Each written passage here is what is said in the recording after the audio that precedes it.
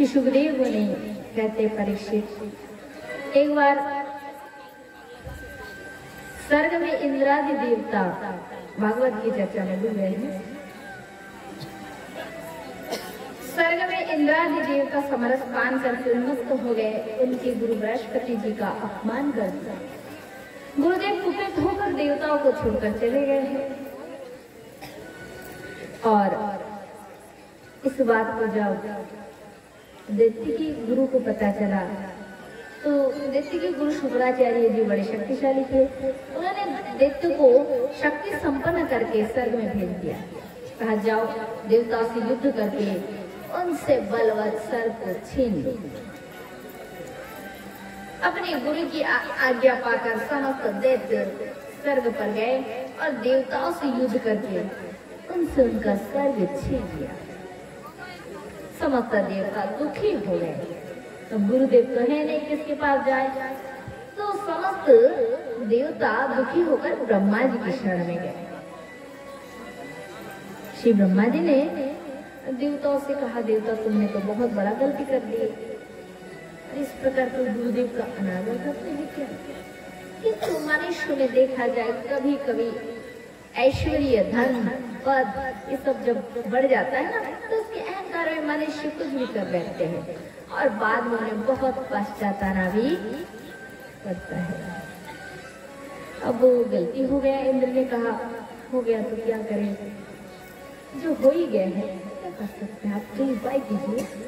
तो ब्रह्मा जी ने कहा, सुनो देवताओं, दृष्टा मुनि है, उनका पुत्र विष्णु बड़े शक्तिशाली है, नारायण का वह शक्ति संपन्न है, अतः हे देवता तुम उनके पास जाओ, उनसे शक्ति प्राप्त करके तुम पुनः स्वर्ग को हासिल करो। समस्त देवता किसके पास गए? दृष्टा मुनि के पास गए, उनसे विनय प्रार्थना किए तो दृष्टा मुनि को दया आ गई। दृष्टा मुनि ने अपने पुत्र, छोटा था बालक, उनका नाम था विश्वरूप। विश्वरूप को देवताओं के गुरु बना दिया। देवता विश्वरूप से नारायण को उसकी शक्ति प्राप्त की और स्वर्ग में जाकर फिर दैत्य से युद्ध किया है। इस बार दैत्य और देवता के युद्ध में देवता विजयी हुए और दैत्य हार गए, पराजित हो गए। किंतु देवताओं के जो नए गुरु बने विश्वरूप जी, उनकी माँ जो है ना, माता असुर कुल से थी, इसलिए मामाओं में बड़ा प्रेम होने के कारण विष्णु जी यज्ञ का एक भाग छिपे छिपे दैत्य को भी देने लगा। ये बात जब इंद्र को पता चला, इंद्र बहुत कुपित हो गए और अपने वज्र से विष्णु का क्या किया? विष्णु का विनाश कर दिया।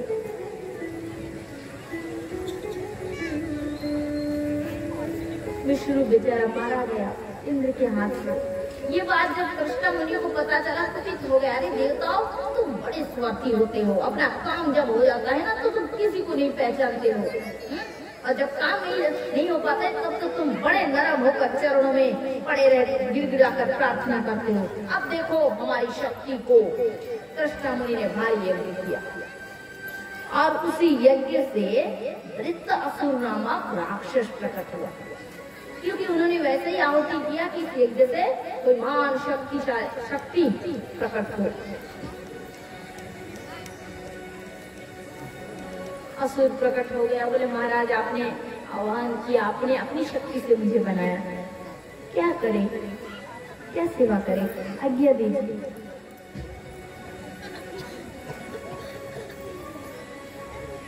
तो दृष्टा मुनि ने कहा, देखो विष्णु तुम्हारे बड़े भाई थे, देवताओं ने छल करके मार दी, इसलिए हे वृत्तासुर तुम इसी समय स्वर्ग में जाओ, स्वर्ग में जाकर समस्त देवताओं को बंदी बना लो, मार डालो, सबको विनाश कर दो सबको। क्यों? क्योंकि ये बड़े ही दुष्ट है, अत्याचारी, अन्यायी है देवता, बिना कारण मेरे पुत्र को मार दिया। बहुत वसूल था, उसका तो काम ही मारना पीटना खाना। विशाल शरीर था, सर्प की ओर आक्रमण किए और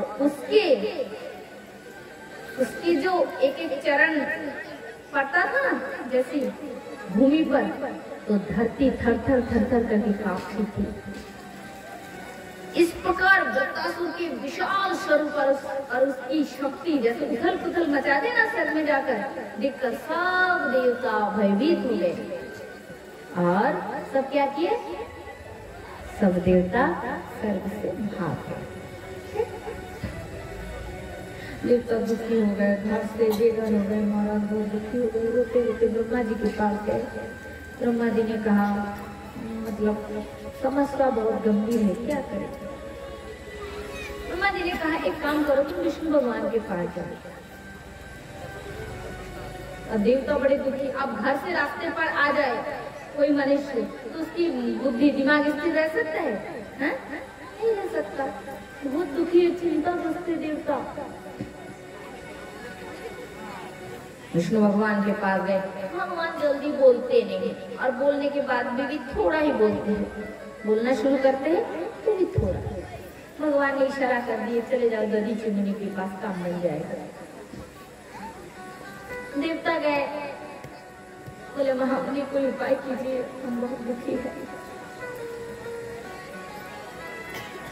दधीचि मुनि की क्या चाहिए? हड्डी। उनकी हड्डियों से यदि वज्र बनाया जाए और वही वज्र यदि वृत्तासुर के ऊपर चलाया जाए तो ही उसकी मृत्यु हो सकती है। अब देवता कैसे मांगे? किसी का प्राण मांगना कोई साधारण वस्तु तो होता नहीं है, तो कैसे मांगे? हाथ जोड़कर खड़े हो गए देवता।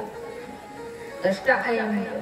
दधीचि मुनि ने कहा देखो देवता, इतना सोचने की बात नहीं, हम जानते हैं तुम हमारे पास हमारे शरीर को, हमारे प्राण को मांगने के लिए आए हो। हम जानते हैं, शोक मत करो, ऐसे मतलब चिंता मत करो, मैं आनंद पूर्वक दे दूंगा। तब जगत कल्याण है, समस्त देवताओं की रक्षा के लिए दधीचि मुनि ने योग शक्ति के द्वारा अपने पंचभौतिक शरीर का त्याग किया है और उसी शरीर के हड्डियों से वज्र बनाकर देवराज इंद्र क्या किए? स्वर्ग में पहुंचे, वृत्तासुर से युद्ध करने के लिए, लड़ाई करने के लिए। सुखदेव मुनि कहते परीक्षित वृत्तासुर पूर्व जन्म में चित्रकेतु नामक राजा था। ये विष्णु भगवान के परम भक्त थे, किंतु एक बार माता पार्वती का भूल में अपमान कर दिए, इसी कारण मां ने उसे श्राप दिया तो असुर बन गया। किंतु असुर शरीर होने के बाद भी इसकी भक्ति नष्ट नहीं हुई।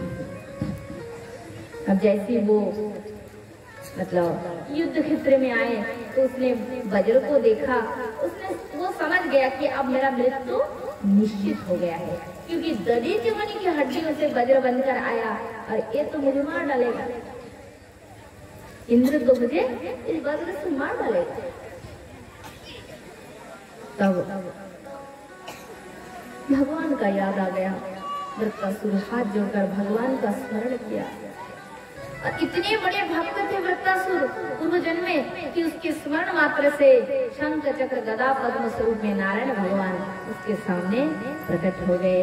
बोलिए भक्तवत्सल भगवान की जय। जय जय श्री राधेश्याम। श्री वृत्तासुर भगवान की स्तुति करते हैं। बड़े सुंदर स्तुति भागवत जी में है। वृत्तासुर कहते अहम हरे तव पादैक मूले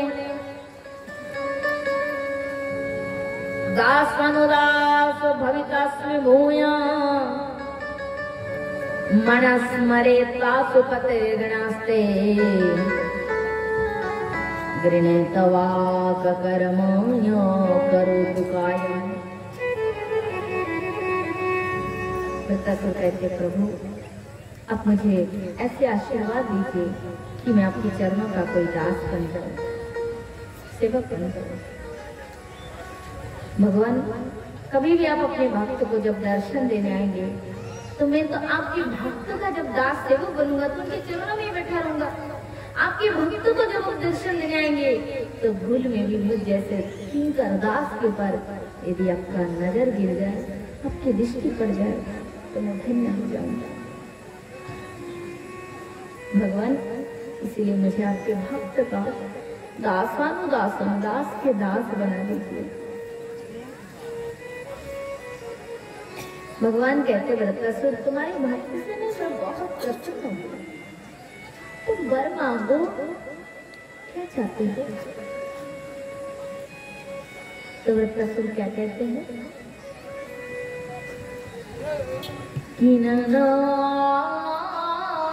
पृष्ठम न जा परमेष्ठम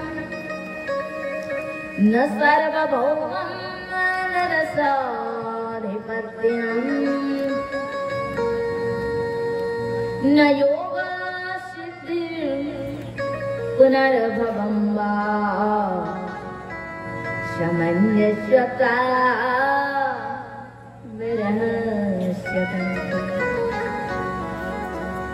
वृत्रासुर कहते प्रभु आप तो दाताओं में शिरोमणि हैं, आप सब कुछ दे सकते हैं, किंतु मुझे ब्रह्मा जी का पद नहीं चाहिए, मुझे इंद्र पद की विलासता नहीं है, न रसाधिपत्यम, न पाताल लोक की राजा बनना चाहता हूँ, न मोक्ष ही चाहता हूँ। तो भगवान कहते चाहते हो क्या तुम? तो वृत्रासुर कहते प्रभु समंजसता विरहस्य कांखे, ब्रज की गोपियां जैसे भाव में आपको पुकारते रहते हैं वही भाव ही मुझे दे दीजिए। मैं केवल आपकी भाव को चाहती हूँ, भक्ति को चाहता हूँ। एक असुर होकर इंद्र पद ब्रह्मा पद मोक्ष तक नहीं मांग रहे, क्या चाहते हैं? भाव दे दीजिए। और भगवान को सबसे क्या प्रिय है भक्त का? क्या? केवल भाव चाहते हैं भगवान, भक्त से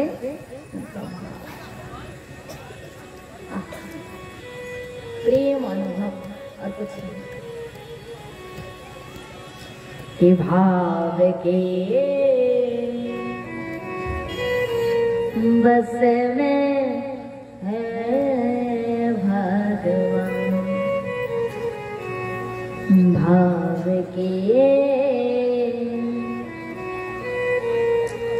बस में है भगवान, भाव नहीं तो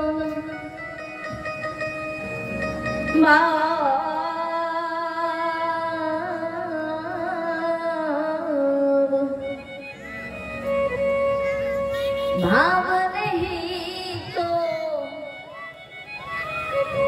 मंदिर में भी भगवान लगे पाषाण, भाव के बस में है भगवान, भाव नहीं तो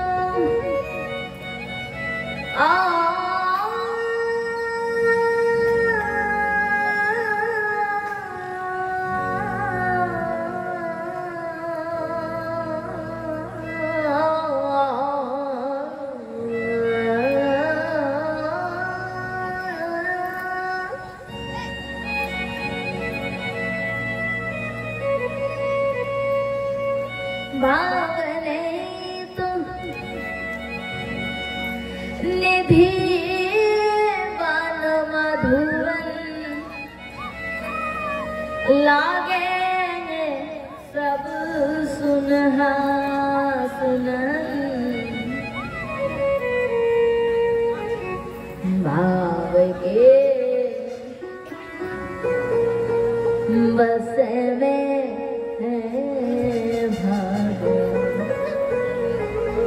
तो भाव के बस में भगवान है, भाव नहीं तो मंदिर में भी भगवान पत्थर की मूर्त लगे, भाव नहीं तो वृंदावन में कोई साधारण बन जैसा लगे।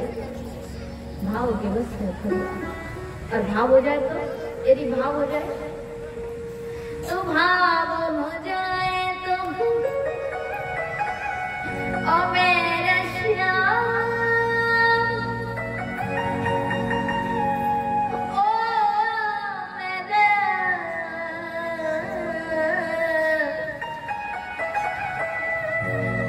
ओ मेरे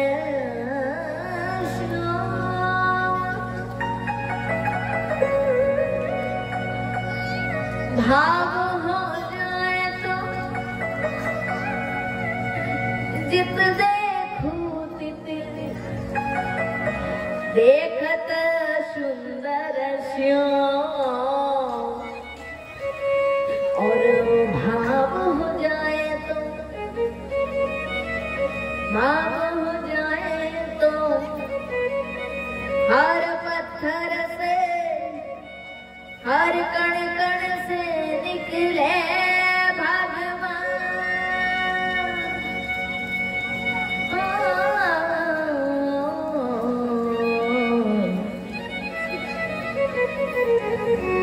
भाव के बस में है भगवान। मंदिर में हम लोग जाके भगवान को बड़े बड़े चढ़ावा दान पुण्य करते हैं, किंतु भगवान क्या चाहते हैं हमने कभी नहीं सोचा कि भगवान को क्या चाहिए। तो भगवान भी कहते हैं कि तुम मुझे कितने कुछ देते हो, किंतु मुझे क्या चाहिए तुम कभी नहीं सोचते। कि अन्न धन और वस्त्र भूषण, अन्न धन, हम लोग धन संपत्ति लेके जाते हैं ना भगवान को दान करने मंदिरों में, तो अन्न धन और वस्त्र भूषण कुछ न मुझको चाहिए, ओ मेरे श्याम,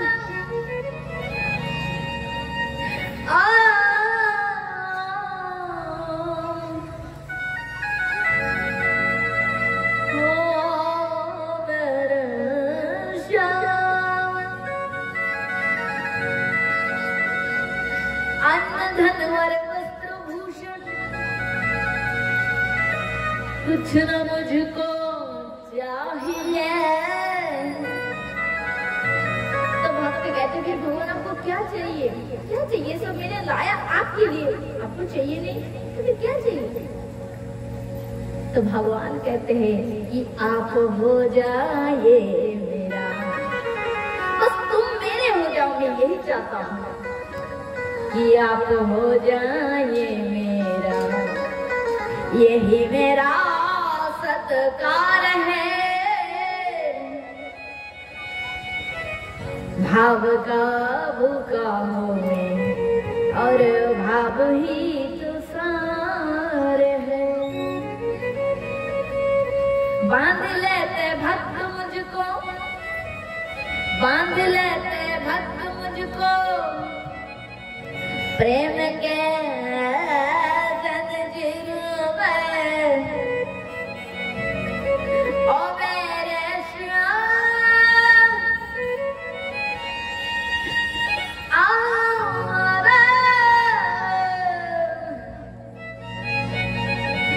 ओ मेरे श्याम,